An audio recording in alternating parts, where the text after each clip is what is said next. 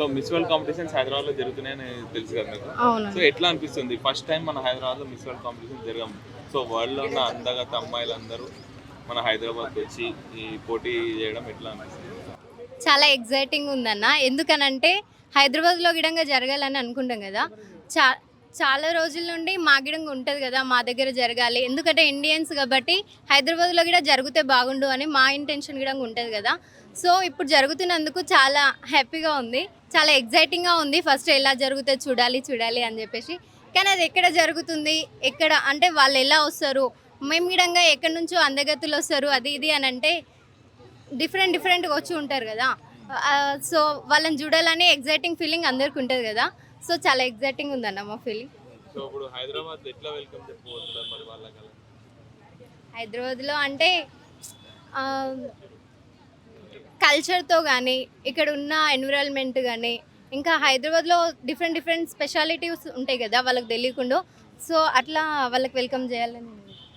So ఒకవేళ మన India నుంచి పోటీ చేసిన వాళ్ళే ఒకవేళ గెలిస్తే అది ఎట్లుంటుంది? చాలా ప్రౌడ్గా ఉంటుంది అన్న. ఎందుకంటే ఇండియన్స్ ఎప్పుడు కాలే కాబట్టి ఏ యూఎస్ఏ వాళ్ళు, ఎక్కడో కొరియన్స్ అట్లా అవుతుంటారు కదా. ఒకవేళ ఇండియన్సే కనుక మిస్ వరల్డ్ విన్ అయితే కనుక చాలా ప్రౌడ్గా ఉంటుంది చెప్పుకోవడానికి. నీకంటూ అవకాశం ఇస్తే నువ్వు పాల్గొంటావా మిస్ వరల్డ్?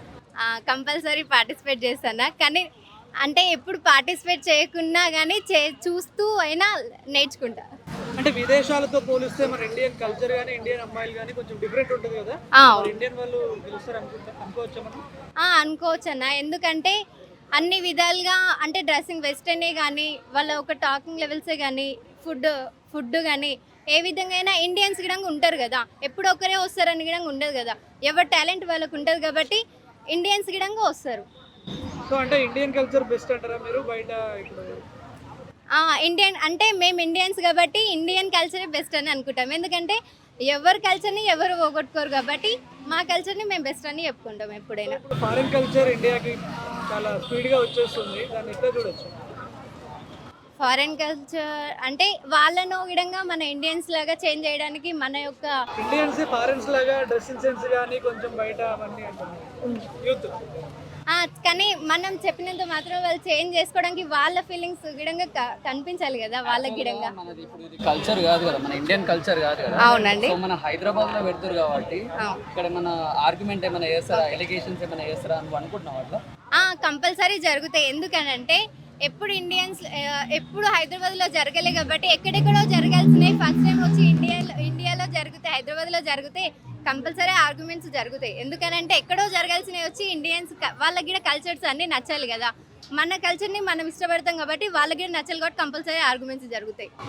ఓకే, ఏం చెప్పాలనుకుంటున్నాం మొత్తం 2025 మిస్ వరల్డ్? 2025 మిస్ వరల్డ్ మీద నా ఒపీనియన్ ఏంటంటే ఇండియన్స్ ఒకవేళ అని కాదు, ఇండియన్స్ గిడంగా విన్ అవుతుండొచ్చు, అవుతారు. వాళ్ళ యొక్క టాలెంట్ని గిడంగా టాలెంట్ అప్ చేసుకుంటారని నేను అనుకుంటున్నాను.